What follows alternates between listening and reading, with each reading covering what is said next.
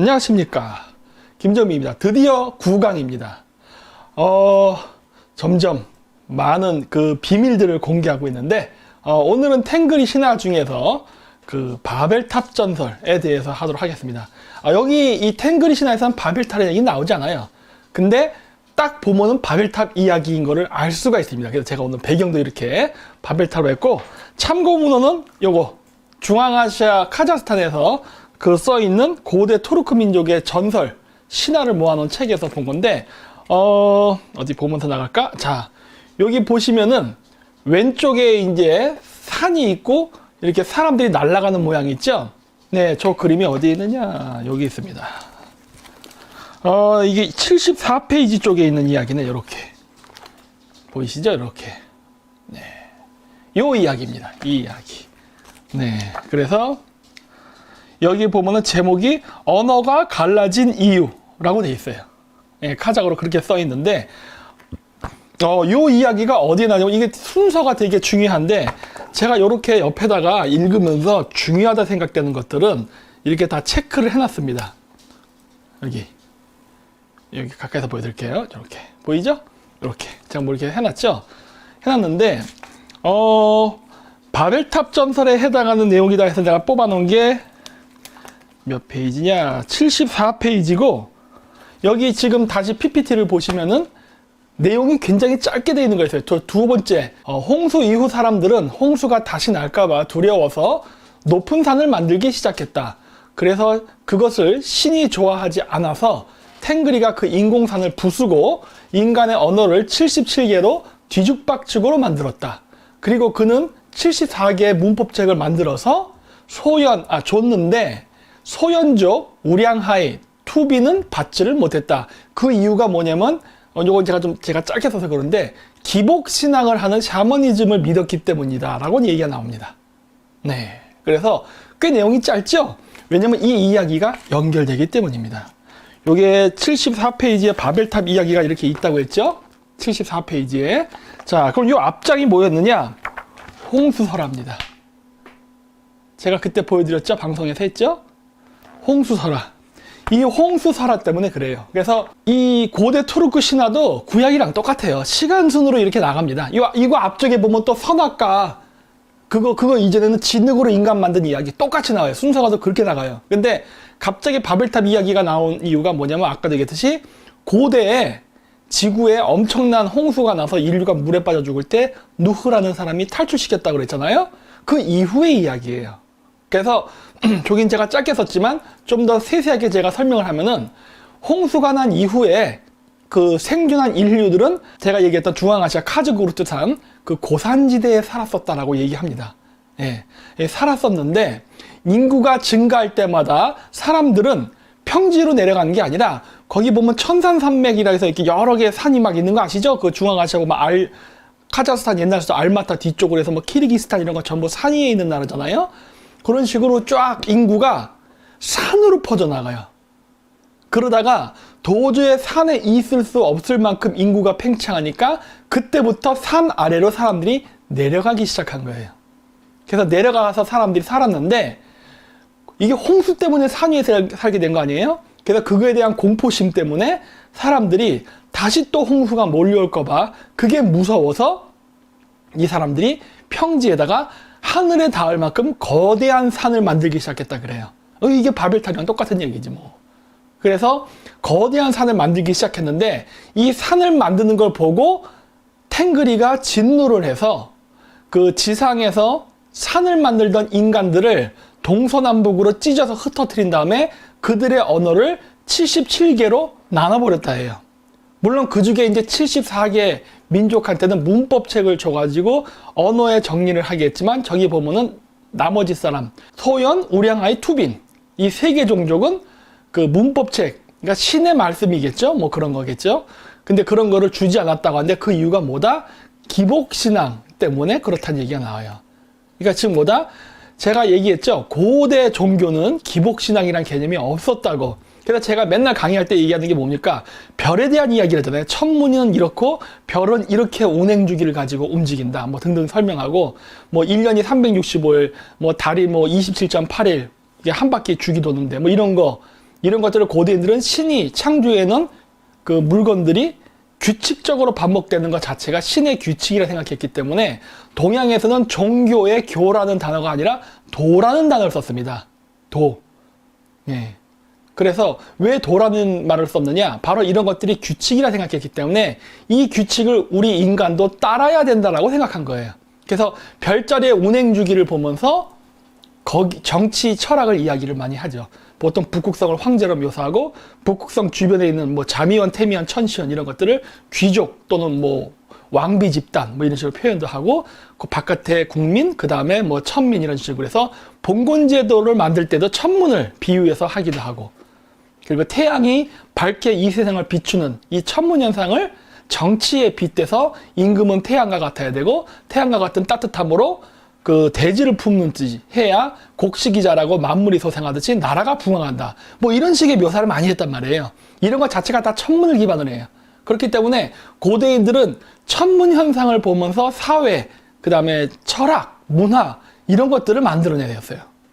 그랬는데 뭐 살다 보면 그런 거 아니겠습니까? 인간은 또 생존의 욕구라든가 또 욕심이란 욕망이 있으니까 뭐 어쩔 때는 되도 않는 그런 거 많이 하죠. 이렇게 소원 빌고 하잖아요. 사실은 현실적으로 안 되는 것들. 그러니까 이런 것들이 싫었다라는 얘기가 나오는 건데 그래서 원래 고대 종교는 기복신앙이 아니었어요. 지금 제가 얘기한 것처럼. 그러니까 그 춘추전국 시대 때나 이럴 때 나왔던 그런 제자백가 사상 같은 그러한 철학이 동양에서는 종교였습니다. 사실 종교라고 얘기하기 참 애매해. 예, 어떤 윤리 또는 해야 될 뭐 가치 뭐 이런 개념이었기 때문에 해서 그랬던 것이고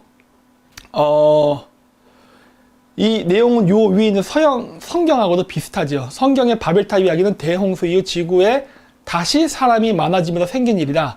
그 당시에 사람들이 동쪽에서 이동해서 오다가 신할 수메르 땅 한들판에 이르러 거기에 자리를 잡았다.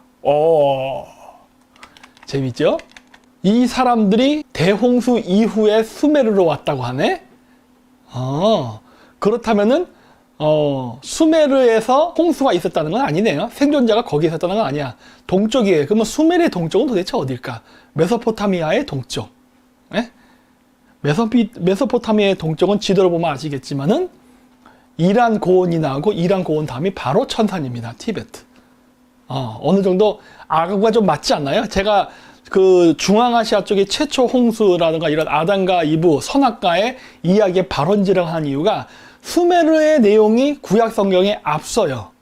그 똑같이 나옵니다. 근데 얘네들이 이야기하는 이 이야기가 원래 메소포타미아에서 나온 이야기가 아니라 그 메소포타미아를 기준으로 봤을 때 동쪽에서 온 이야기라는 소리예요. 자기네들이 이주와 함께. 그래서 제가 이쪽을 좀 더 중요시 여기는 것이고, 그리고 이제 또 중요한 것은 하늘에 닿을 만큼 탑을 쌓는다고 해서 신이 싫어할 이유가 뭐가 있겠습니까? 제가 저번에도 그 얘기를 했죠. 사과를 먹는 게 왜 죄가 돼? 내가 그랬었잖아요. 사과를 먹으면 악한 마음이 든다고? 그런 전설이 있다고 했죠. 또 우리나라 같은 경우 부도지에 뭐가 나옵니까? 파미르고원에 살 때 포도를 먹어서 나쁜 마음이 들었대요. 그게 있을 수 없는 말이지. 과학적으로도 말도 안 되잖아요. 그건 도대체 왜 그런 말도 안 되는 이야기가 나왔는가 해서 제가 그거를 현대적 관점에다 풀 때 뭐라고 얘기했습니까? 그거는 사과를 먹거나 포도를 먹어서 악한 마음이 생긴 게 아니라 그 당시에 그러한 과일은 귀한 음식이어서 지배계급이 먹는 음식이었다. 근데 그거를 건드렸기 때문에 벌을 받아서 그렇게 된 것이다 라고 얘기했잖아요. 그래서 저도 그런 관점에서 이걸 봅니다. 실질적으로 이 신화에 나오는 이야기처럼 고대 스키타이의 그 유적들은요, 산 위에 있어요. 희한하게 평지에 있지 않고 산 위에 있습니다. 왜 그런가 했는데 이게 그 중앙아시아 탱그리천에다 잘 설명해주고 있죠. 얘네들이 왜 고산지대에 살기 시작했냐면 그거는 자기네들이 원래 거기 살아서가 아니라 홍수 때문에 그랬다라고 설명하고 있잖아요. 신화에서. 근데 실질적으로 고대 스키타이 유적지도 전부 산에서 발견됩니다. 그리고 인구가 증가할 때마다 산 아래로 내려온 게 아니라 산줄기를 타고 인구가 퍼져나가요. 이걸 갖다가 이제 우리나라 부도지라는 것에서는 뭐 파미르를 중심으로 동서남북으로 뭐 인류가 흩어졌다는데 사실 흩어진 이유도 있지요. 인구 증가 때문인 거예요.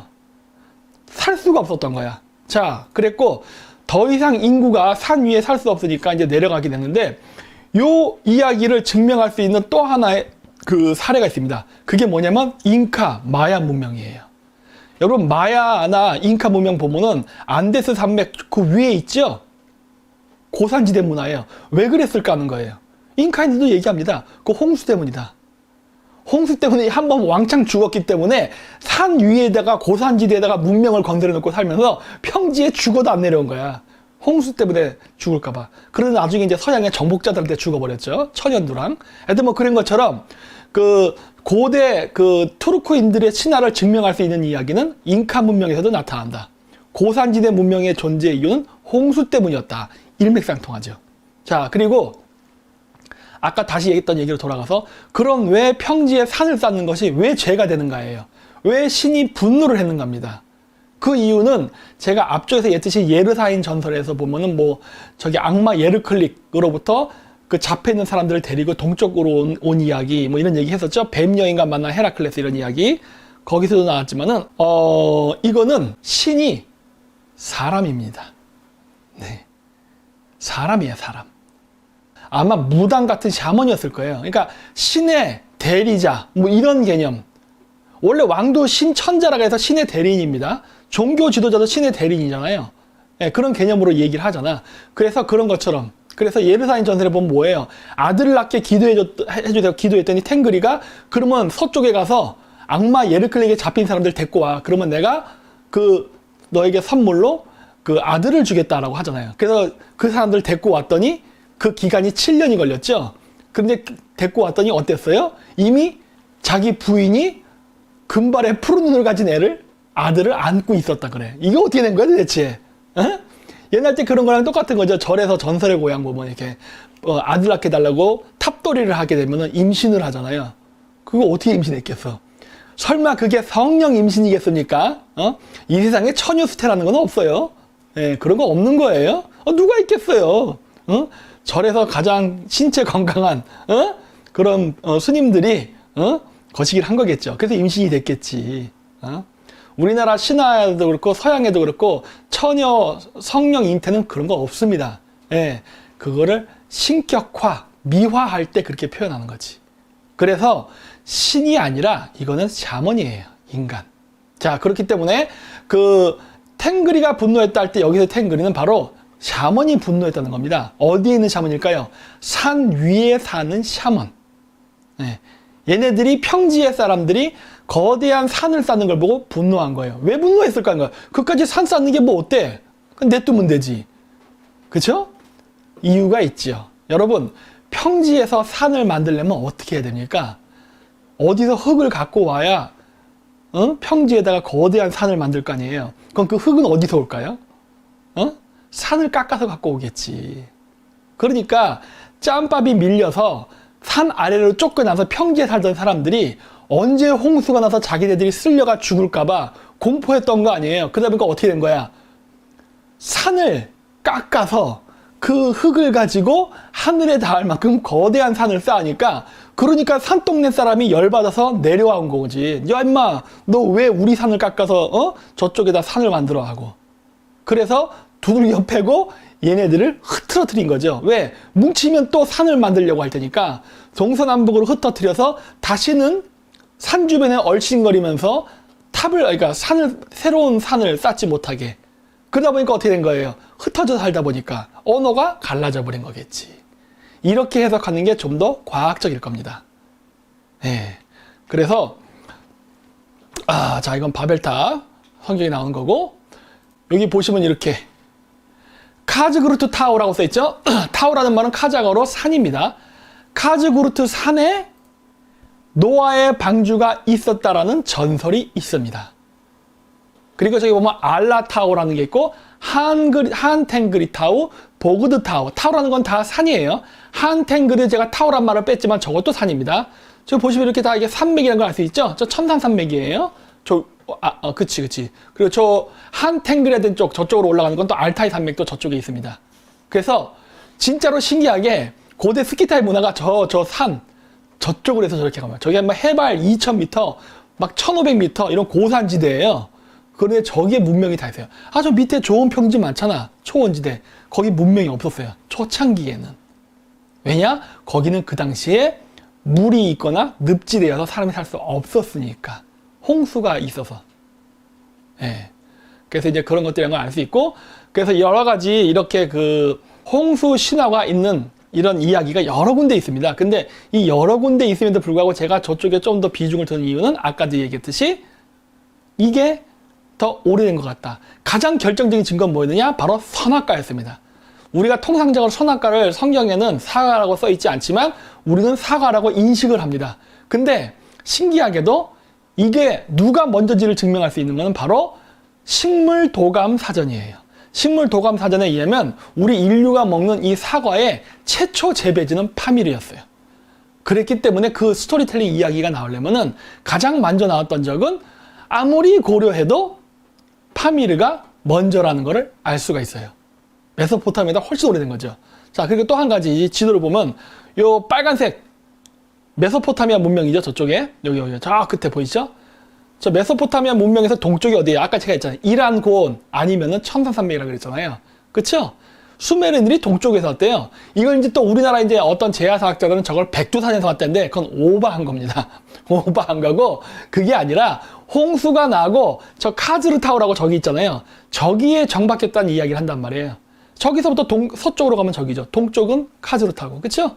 물론 다른 버전에서는 아라라트 산이라고 얘기 나옵니다. 아라라트 산은 어디냐면 저기 터키입니다. 저거는 수메르의 북쪽이에요.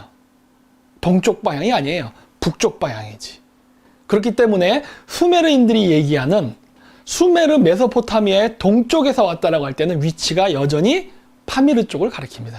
그래서 저는 수메르인들이 저쪽에서 온 거고 그 사람들도 고대 홍수로부터 인류가 박살이 난 다음에 물이 빠지면서 저 산맥을 타고 보십시오. 그쵸? 천산산맥을 따라 쭉 가다 보면 이란 고원으로 갑니다. 저 이란 저거 다 고산지대예요.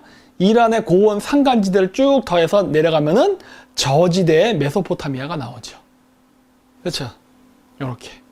그래서 그 메소포타미아 수메르 문명을 일으킨 사람들이 홍수가 났을 때는 파미르로 피신을 했다가 다시 저 지역으로 가면서 그 전설과 이야기를 가져간 게 아닌가라고 저는 지금 생각을 하고 있습니다. 그리고 이 인간의 언어가 77개로 갈라졌다는 이야기가 아까 신화에 나왔죠? 그게 알타이 우리 그 탱그리 신화에 나오는데 그 이야기를 어쩌면 증명해 줄 수 있는 이야기가 이게 아닌가 싶어요. 이게 바로 알타이계 언어의 분포입니다. 여기에는 한국어와 일본어도 포함되어 있죠. 그래서 보면 이런 언어들이 이게 광범위하게 퍼진 것은 바로 그 당시에 우리 인류가 그 알타이계 사람들이 홍수 때 파미르로 도망갔다가 물이 빠지고 퍼지면서 이렇게 알타이계 언어가 분화가 된 게 이 홍수 신화랑 겹쳐서 증명이 되는 게 아닌가 싶습니다. 네. 그 수메르 언어도 우리 교차과 계통이기 때문에 우리랑 같은 어순을 가졌다 하거든요. 그러니까 다 여기랑 연결된 거죠. 그러니까 저는 지금 현재 오늘날 한국어, 일본어, 몽골어, 뭐 브리아터 등등 여러 가지 알타이계 언어가 분화된 거는 바로 이 고대 홍수가 끝나고 저지대로 내려간 사람들이 홍수가 날까봐 무서워서 탑을 쌓다가 쫓겨나는 바람에 이렇게 알타이계 어군이 다양하게 분포하게 된 게 아닌가라고 보는 겁니다. 아, 그쵸? 우리 그 알타이계 민족들의 그런 역사나 문화의 기원을 알려면요. 이 구약 성경의 비슷한 내용들을 이해하지 않고는 설명이 안 됩니다. 근데 이 이야기가 더 오래된 이야기예요. 네. 그래서 한국어와 일본어 그 외 다른 어군을 포함하여 광의의 알타이계 언어로 보고 있다. 대부분 알타이계 언어 연구자들은 한국어와 일본어가 알타이계 언어에 포함되는 것을 지지하고 있다. 그러나 안타깝게도 우리나라 학계에서는 반대하죠. 네. 한국어를 독립적 어족으로 보는데 전 그렇게 보지 않아요. 우리도 알타이계에 포함된다고 봅니다. 어순이 같잖아요. 중요한 거는. 그러나 한자가 섞였기 때문에 달라 보이는 것 뿐이지 그 우리가 한자 어권에 영향을 받았기 때문에 알타이계 언어도요. 러시아랑 섞인데 아랍어랑 섞인데도 또 다르게 보여요. 하지만 원래는 같았습니다. 워낙 우리가 광범위하게 넓게 퍼져 살다 보니까 다른 지역 문화권과 섞이면서 우리가 그 차용해서 쓰는 단어라던가 이런 표현 방식이 변해서 그런 거지 원래는 같았었어요. 한국어가 독립어처럼 보이는 거는 그만큼 일찍 분화됐다는 겁니다. 네. 자, 그래서 이게 보면은 제가 이걸 제가 한국판 로제타 스톤이다라고 해서 제가 얘기했던 게 이겁니다. 조선이라는 단어를 표현하는 한자가 이렇게 많다. 물론 이건 조선이라는 단어가 아니라 유연입니다. 유연. 그 북방에서 떠난 오랑캐족이라고 우리가 맨날 천대했던, 근데 그 유연이 아마 조선이었을 겁니다.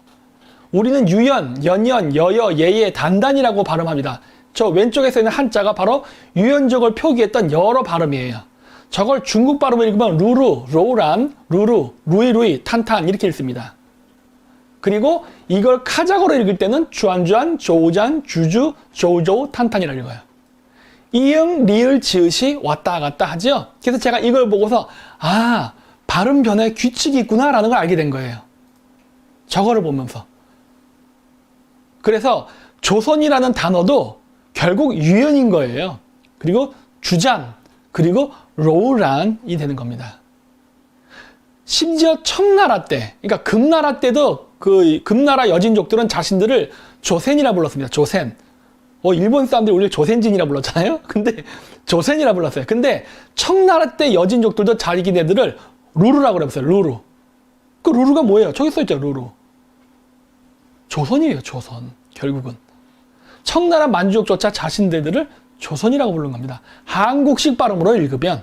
그러나 이것도 동네마다 사투리가 존재하니까 한자를 읽는 발음 자체가 동네마다 다르다 보니까 저걸 우루루, 루스 뭐 이런 식으로 불렀던 건데 그게 바로 뭐다? 조선이라는 겁니다. 루란.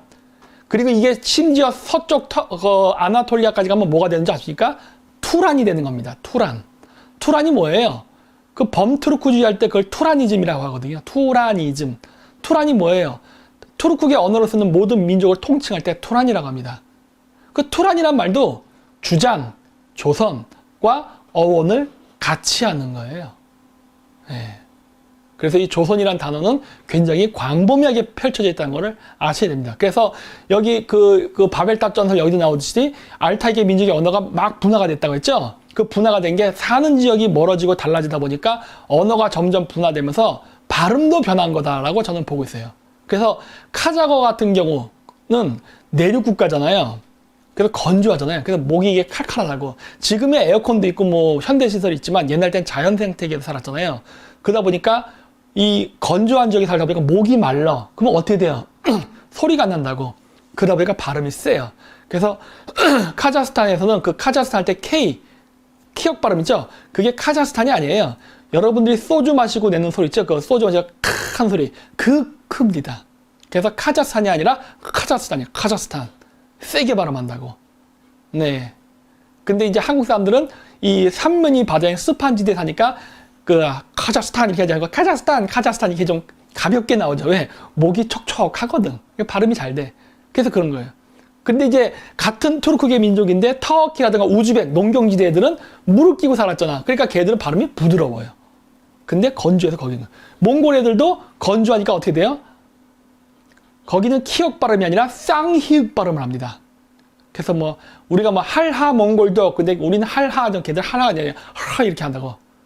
그 몽골말 들어보세요. 발음도 안 돼요. 저는 솔직히 힘들어서. 예, 그래서 그런 쌍히읗 발음에 강한 발음을 한다고요. 예, 그래서 이런 식으로 지리적인 환경 때문에도 또 발음이 변화가 되는 경우도 있고 막 이래요. 그래서 이런 걸 보면서 아, 우리 알타이계 민족의 언어가 이러한 여러 가지 자연적 요건, 문화적 요건, 이런 여러 가지 기타 등등의 요인으로 발음 조차도 변했구나라는 걸 알 수 있게 된 거예요. 자, 그래서 이렇게 보다시피 조선이라는 단어는 한국에만 있는 게 아니다예요. 저기 보듯이 숙신, 여진, 주천, 그 다음에 뭐 주천이라는 단어가 바로 여진족이 자기를 부를 때 썼던 표현이기도 해요. 주센, 조센, 주천 여러 가지 발음들이 있습니다. 그리고 그게 우리나라의 조선, 주신 이런 것들이에요. 그게 몽골에서 조잔, 유연 다 같은 발음이죠. 그리고 주잔이라는 발음이 중앙아시아에 가서 카자흐스탄의 주스라는 발음으로 변하기 시작하죠. 네. 그 주스인데 저 주스가 바로 그 러시아어에 이렇게 뭐라고 해야 돼? 산발이 발음처럼 된 거였어요. X 모양의 가운데 세로 글자 하나 더 근 것 같은 알파벳이 있어요. 그게 르 발음인데 그래서 우리는 주스인데 주스 발음이 아니라 르즈죠. 르즈. 근데 르 이렇게 발음하는 게 카자흐 애들은 하는데 우즈벡 애들은 남쪽 물가를 끼고 사니까 르즈 하는 게 아니라 우즈 하고 지읒이 이응으로 변해요. 주장이 유연 이렇게 발음이 변하듯이 지읒의 이응화 현상. 그래서 주스가 아니라 우즈 이렇게 변합니다. 뭐 그 외 뭐 조지, 오세티아, 아시리아, 헝가리에는 주르천이라고 있어요. 저 주르천이 뭐겠어요? 여진족의 주천의 변한 발음이지. 그리고 구스. 구스는 왜 기억 발음으로 변했느냐? 주스가 조지 워싱턴 할 때 조지. 조지가 뭐예요? 게오르기. 그렇잖아요. 조지 발음이 게오르기. 지읒이 기역으로 변한다고요. 그래서 저 구스예요. 예. 뭐 등등 이렇게 여러 가지 발음. 그래서 저기 보면은 조선이라는 발음이 저렇게 유라시아 대륙에 광범위하게 벌쳐서 분포하는데 이 분포는 공교롭게도 알타이계 언어의 분포와 매우 유사하다. 즉 고대의 대홍수 때 파미르에 옹기종기 모여 살 때까지만 해도 언어가 어느 정도 비슷했는데 이 사람들이 인구가 팽창하면서 유라시아 전 지역으로 흩어져 가면서 자신네들이 갖고 있었던 연맹체, 일종의 유나이티드 스테이트 오브 아메리카죠. 미 합중국. 저거는 뭐라고 불러야 될까? 유라시아 합중국이라 해야 될까? 조선이라는 의미가 오늘날 한국 고유의 국가 명칭으로 쓰이지만 저 당시 고대에는요, 조선이라는 말은 합중국이라는 의미였을 겁니다. 그렇기 때문에 저렇게 많은 사람들이 쓰고 있는 거예요. 카자흐스탄도 독립국가 체계를 갖추자마자 바로 주스 연방제라는 얘기를 쓰거든요. 물론 대외적으로는 카자흐스탄이지만 내부적으로는 주스 연방제라고 얘기합니다. 얘네들이. 우즈베키스탄 지금도 우즈베키스탄이라는 거잖아요. 예. 그래서 금나라도 외부적으로는 금나라라 했지만 내부적으로는 조선이라고 했잖아요. 이런 것처럼 원래 이 조선이란 말 자체가 원래 지금 한국인이 쓰는 고유의 국호 명칭은 아니었다 해요. 예. 그랬고 이 사람들이 흩어져 나가면서 그 유사 발음을 갖고 흩어져 가기 시작합니다. 그 원인은 제가 얘기했죠. 여러 가지 자연 환경이라든가 시간이 지나면 언어가 변합니다. 남한 북한도 벌써 언어가 많이 바뀌는 게 많죠. 그런 것처럼. 그러다 보니까 발음이 다른 것처럼 보이나 저 발음이 변하는 규칙이라든가 이동 루트를 하나하나 체크를 하면 저게 다 같은 단어에서 왔다는 걸 알 수도 있어요. 자, 그래서 이렇게 중앙아시아 전설에도 보면 이렇게 나옵니다. 투르크인들을 부를 때 아젤이라고도 부르는데 이 아젤이라는 이름은 아시나라는 이름에서 나왔다라는 겁니다. 아시나는 뭐냐면 저기 투르판이라고 보이죠? 아시국이라고 있는데 저 투르판에 있는 전설의 이야기입니다. 원래 산 위에 살던 부족이 있었는데 적들에게 공격을 받아서 부족민들이 전멸을 당하고 남자아이 한 명만을 살려놨는데 그 아이의 팔다리를 다 잘라서 늑대밥으로 초원에 버렸는데 그 아이가 늑대에게 잡아먹히지 않고 늑대의 보호를 받아서 오히려 성장을 했다. 그랬는데 하필이면 그 늑대가 암늑대였어요.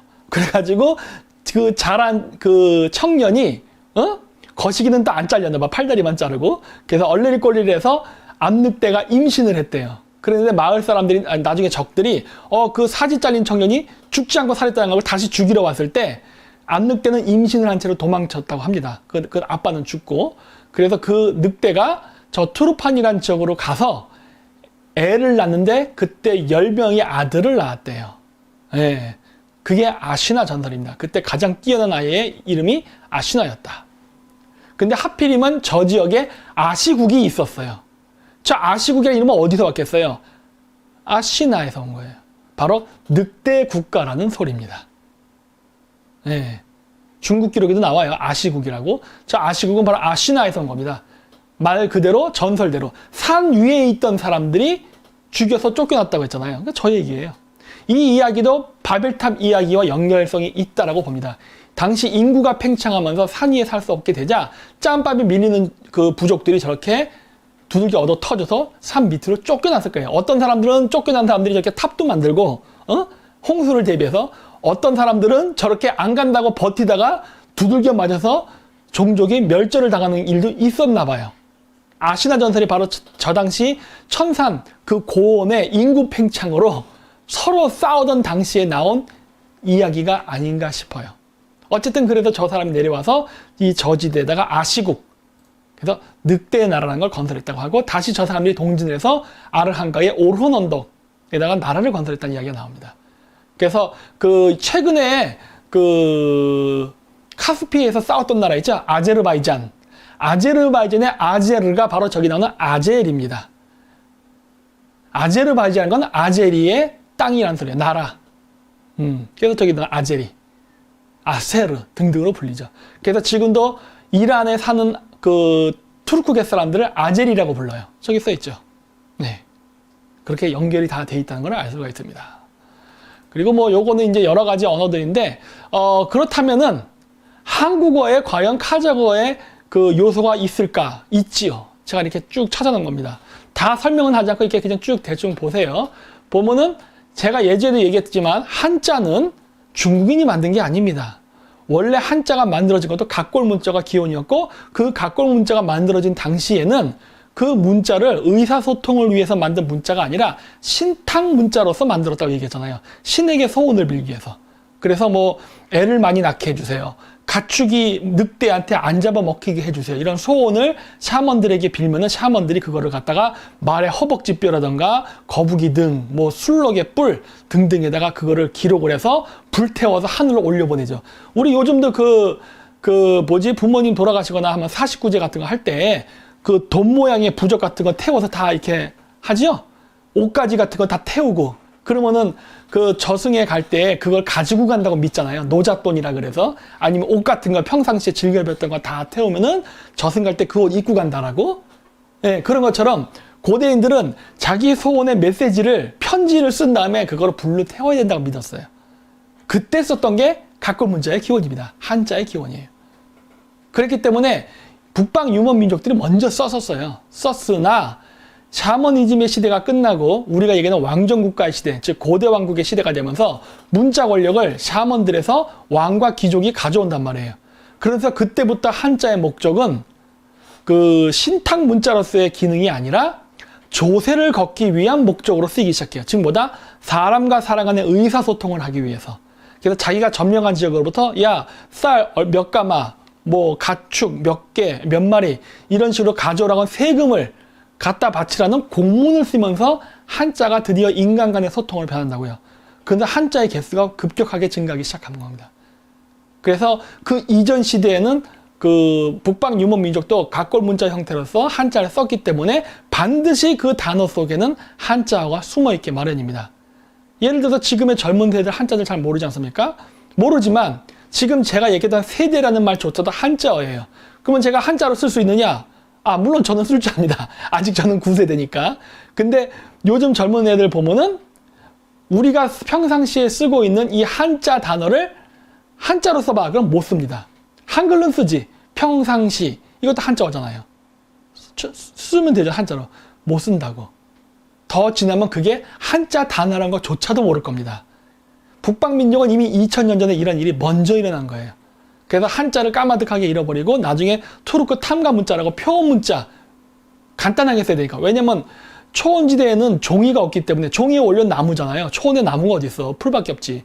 그러다 보니까 뭐 중요한 걸 쓸 때는 이렇게 돌에다가 이렇게 새겼는데 한자가 막 5만 개라면서요 지금. 그러면 그 5만 개의 글자를 횟수도 막 80개가 넘는 거를 돌로 탁탁탁 새기다가 오타 나면 어떻게 돼? 이거 잘못 써갖고 삑살이 나서 돌이 팅 튕겨 나가면 다시 쓰나?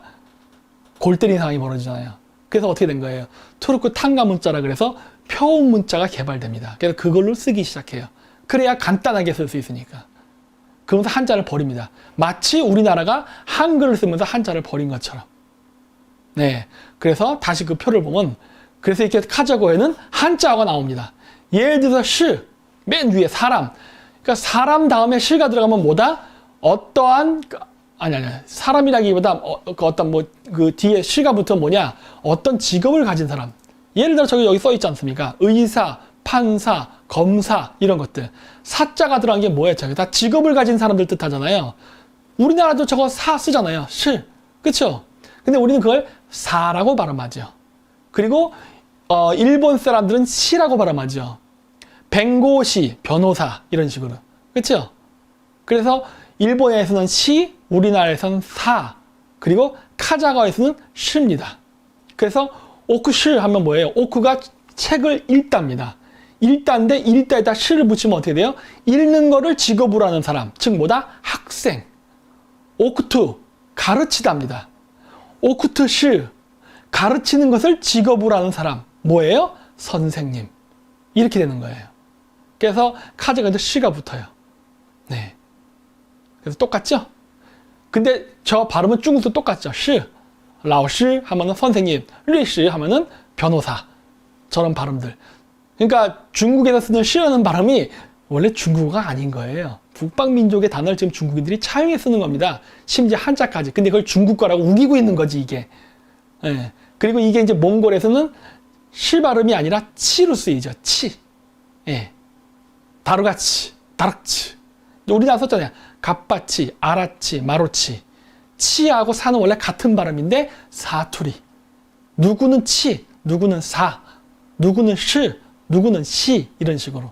근데 다 원래 지금 오늘날 하면 저기 한자로 선비사자 써놨죠? 저 사자의 여러 발음입니다. 한자는 동네마다 발음 달라요. 아시죠? 베트남, 한국, 일본, 중국 다 다릅니다. 예, 뭐 그런 거. 그 다음에 사막은 숄. 예, 그 다음에 물, 수. 수는 수 똑같아요. 우리나라는 물도 있는데 우리나라는 둘 다 있어요. 우리 수란 말도 쓰잖아요. 삼국사기 때는 압록강을 압록수라 불렀어요. 압록수. 살수. 그쵸? 한강, 아리수. 수, 왜 수라고 불렀겠어요? 투르크어의 영향입니다. 투르크어에서는 강을 수라고 해요. 근데 우리나라는 그래서 수도 있지만 지금 물이란 말도 쓰잖아요. 그럼 물은 어디 있냐? 몽골에 있어요. 머릉. 몽골 말로 물이 머릉입니다. 머릉. 아마 중국에서 얘기하는 무릉도원의 무릉도 몽골어 머릉에서 왔을 거예요. 머릉. 예. 홉술 그치에 머릉이라는 지명도 있습니다. 물론 중국 안에도 있지만, 근데 그 머릉이란 이름 자체가 몽골어예요. 예. 뭐, 그 다음, 덩으즈, 돼지 돈자지요. 신, 진실할 때 진짜, 이런 것들이죠. 쭉 있죠? 한번 보십시오. 자, 이런 식으로 해서 한자어를 기반으로 한 한국 발음과 카자흐 발음들도 많다. 현재 카자흐인들이 쓰지 않지만, 예, 그래서 이런 있다는 거. 그 다음에요, 또, 그냥 그 한국말이라 생각되는 것들, 한자로 표기 안 되는 것들, 그런 것들도 보면 이렇게 비슷한 게 많죠. 말은 말이고, 컨즉, 곰, 콜, 가람, 강이죠. 예, 자큰, 약간. 이게 근데 자큰이라는 말은 또 일본 말이랑 더 비슷해요. 일본에서는 약간이라 그러니까 작간. 예, 자큰. 비슷하죠? 그 다음에 차륵, 잘카야크. 까탈스럽다의 까탈은 카자흐어도 까탈입니다. 예, 까탈이에요. 그게 카자흐어로도 그냥 까탈. 그냥 까탈 하면은 그대로 똑같이 알아들을 수 있어요. 그 가위, 가세라고 하죠. 그 사투리로 카자흐어는 카이스. 예, 밝다, 바수. 징징거리다, 즈라우. 예, 징징거리다 있잖아요. 예, 그 소리를 한 거거든요. 뭐 이런 식으로. 쭉 비슷한 것들이 굉장히 많다는 거. 아이고. 쭉 많죠. 예, 그래서 이게 한번 쭉 보십시오. 그냥 이렇게 제가 써놓은 겁니다. 그래서 제가 이렇게 공부하면서 이거 비슷하다 하는 거는 제가 그때 이렇게 찾아서 제가 써놓은 거예요. 어떤 것들은 여러분들이 당장 눈에 탁 안 들어오는 것도 있어요. 이게 왜 같아? 하는 게 있는데 아까 제가 했듯이 아시아판 로제타 스톤이라고 했죠? 조선이라는 단어가 어떻게 여러 개로 파생이 됐는가. 그 규칙만 알면 저거를 찾아낼 수가 있어요. 예, 그래서 정말 먼 단어가 같지만 사실 그 단계별로 그 변화를 찾으면 찾아낼 수 있는 게 굉장히 많습니다. 저거는 제가 따로 또 뽑아서 시간을 내서 해야 될 만큼 긴 분량의 이야기예요. 그래서 제가 그 중앙아시아에 있는 바벨탑 전설 같은 이야기가 사실이구나라는 것을 증명하는 것들이 바로 저런 것들입니다. 예. 그리고 조선이라는 단어의 발음 변화 규칙을 통해서 이런 것을 다 찾아냈죠. 그래서 그 신화는 진짜 있었나 보다라는 것을 제가 알게 된 겁니다. 네. 이렇게 많은 단어들이 있으니까 자, 이렇게 화면을 이렇게 찍어 놨으니까 나중에 여러분들이 천천히 보세요. 보시고서 여러분들이 하나하나 비교하시면 될 겁니다. 그래서 오늘날은 그 알타이계 민족이라는 정의를 내리는 게 정말 애매합니다. 왜냐? 지금 보시다시피 백인, 그 아라비아인 같이 생긴 사람들, 그 다음에 아시아인들 다 있어요. 저런 얼굴들이. 따라서 누가 알타인이야? 라는 정의를 내리기가 상당히 어려워졌어요. 예. 뭐 여러 가지 요인이 있었을 거라고 봅니다. 저는 심지어 대홍수 때 파미르에 살았잖아요. 설마 대홍수 이전에 단일 민족이었겠으니까 여러 민족이었겠지. 근데 홍수가 났을 때 복닥복닥 파미르에 살면서 서로 섞이기도 하고 막 이랬기 때문에 그런 것도 아닌가라는 생각도 일면 해요. 물론 그 이후에 내려가 섞인 것도 있겠지만, 그래서 알타이 민족의 정의를 DNA로만 내리기는 상당히 어려울 것 같다. 물론 알타이계 민족의 대부분은 동양인입니다. 하지만 동양인이 아닌 사람도 상당히 많답니다. 예를 들어 투르크계 사람들 백인하고 혼혈이 무진장 많아요. 네. 그럼 걔네들은 버리는 건가? 아니거든요. 당장 예를 들어서 터키 사람들 아이덴티티가 몽골입니다. 몽골 초원. 아까 했던 오론 언덕 있죠? 거기에요. 거기서 왔다는 아이덴티티를 가지고 있는데 지금 현 터키인들이 가장 존경하는 사람은 케말 파샤, 즉 아타투르크란 말이야. 근데 아타투르크 봐보세요. 서양인의 얼굴을 하고 있잖아. 예. 그만큼 섞였어요. 그래서 그 범투란주의 아니면 뭐 투르크계 사람들이 주장을 할 때 자신들의 형제 의식이나 아이덴티티를 얘기할 때는 DNA가 아니에요. 정체성입니다. 예. 이거예요. 아직 우리 한민족은 가지고 있지 않죠. 예. 유태인의 정의가 뭐예요? DNA? 안 나올걸? DNA 백날, 뭐, 어느 정도의 공통점이란 건 나오지만은 잘 안 나와져요. 왜? 어마어마하게 섞였거든. 근데 우리 알타이계 민족도 알타이 민족의 정의라는 게 DNA 갖고는 부족합니다. 왜냐? 우린 유목민족이었다는 걸 잊지 말아야 돼요. 섞였기 때문에. 그래서 이렇게 섞여 살아도 우리가 스스로가 우리는 이렇게 탱그리의 자손이다라고 믿는 이유는 DNA적인 요소도 있지만 실질적으로는 자기가 그렇다라고 믿는 정체성, 역사, 문화의 기반이 있는 겁니다. 그래서 그 역사와 자신의 문화를 잃어버리게 되면은 그 민족의 아이덴티티는 사라져버리는 거예요. 그래서 이 역사와 문화가 굉장히 중요한 것이고, 저는 오늘날 현대의 그 세계화 시대에 살면서 우리 한민족이 지금 막 섞이고 있잖아요. 우리나라도 먹고 살만한 나라 됐거든.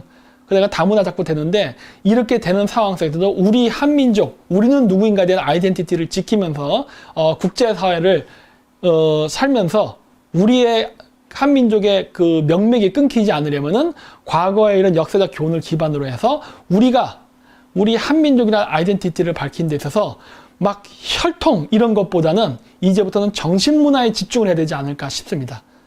예. 그래서 정신문화를 가지고서 이 정신문화를 기반으로 해야만 우리가 이러한 다양하게 국제결혼을 통해 혼연해 사는 사회에 우리 한민족이라는 나라가 다른 다민족 국가처럼 인종분규라든가 이런 거에서 혼란이나 이런 인종차별 때문에 나라가 멸망하는 그러한 극단적인 사태를 막을 수 있지 않을까 해서 오늘 바벨탑 전설에 대한 이야기를 준비해봤습니다. 그래서 오늘 시청해주셔서 대단히 감사하고, 또 다음번 10편, 11편, 12편에서는 또 다른 이야기로 여러분들을 찾아뵙도록 하겠습니다. 네, 안녕히 계십시오.